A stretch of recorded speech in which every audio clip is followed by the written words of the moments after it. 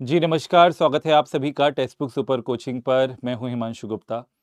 अ, अभी-अभी आंसर की जस्ट मैंने बता के ही वीडियो ख़त्म किया और मैंने देखा कि अ, ये जो है न्यूज़ हर जगह फैल गई है कि सीटेट का जो पेपर है वो लीक हो गया है।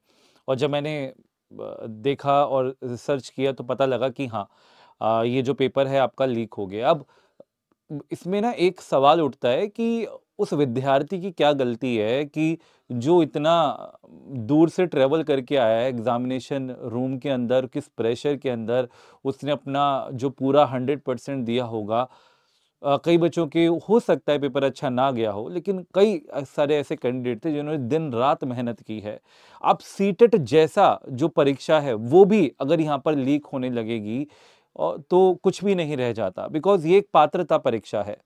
और हमेशा अगर हम बात करें पेपर 1 तो एक ऐसा पेपर है कि जिसको हम मतलब ये कंसीडर करके चलते थे कि ये तो हर कोई क्वालीफाई कर सकता है। क्वालीफाइंग नेचर के एग्ज़ाम जब देश के अंदर आपके कहते हैं ना लीक होने लग जाएँ, ठीक है? तो सवाल उठते हैं सीबीएसई के ऊपर और कि किस कहाँ-कहाँ पर ये जो है गलतियाँ हुई हैं। जो इस एग्ज़ाम को कंडक्ट कराता है उनके ऊपर सवाल उठते हैं। सवाल उठते हैं हर एक रिस्पॉन्सिबल इंसान के ऊपर वो सवाल उठेंगे जो इस एग्ज़ाम को कंडक्ट कराता है, जो इस एग्ज़ाम को कंडक्ट कराने की रिस्पॉन्सिबिलिटी रखता है। जिस सेंटर पर ये लीक हुआ है, उस सेंटर जो उस स्कूल की हम बात करें या उस कॉलेज की हम बात करें, उसकी रिस्पॉन्सिबिलिटी हो जाती है, उसके ऊपर ये सवाल उठते हैं।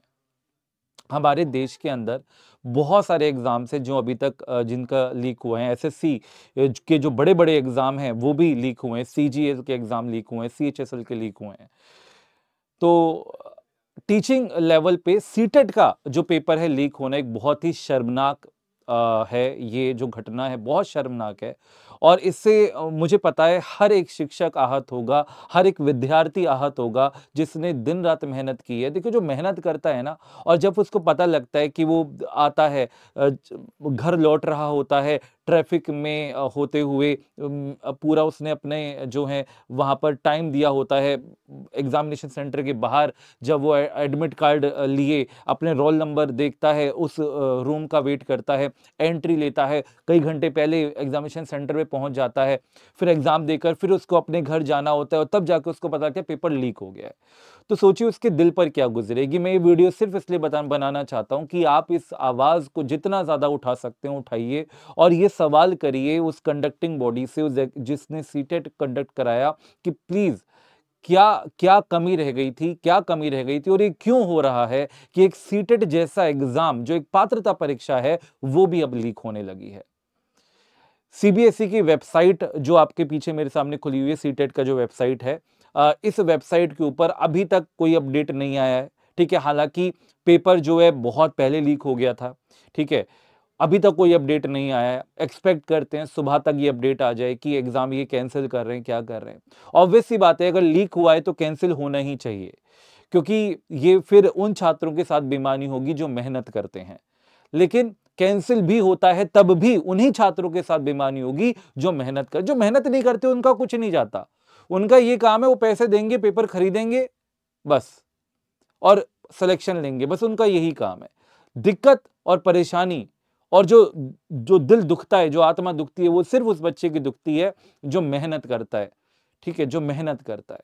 तो मैं आप सभी से आग्रह करूंगा कि आप इसके ऊपर आवाज उठाएं, जितने भी शिक्षक हैं वो आवाज उठाएं कि सीटेट जैसा जो एक परीक्षा है, उस परीक्षा, उस पेपर को तो एटलीस्ट आप लीक ना करें। मैं तो चाहता हूं वैसे कोई भी यहां पर ना हो, लेकिन जब चीजें इस लेवल तक आ जाती हैं कि पात्रता परीक्षा जो ऐसा जो आपका एग्जाम है उसको, उस परीक्षा का जो पेपर है वो लीक हो रहा है, तो फिर कुछ भी नहीं रह जाता।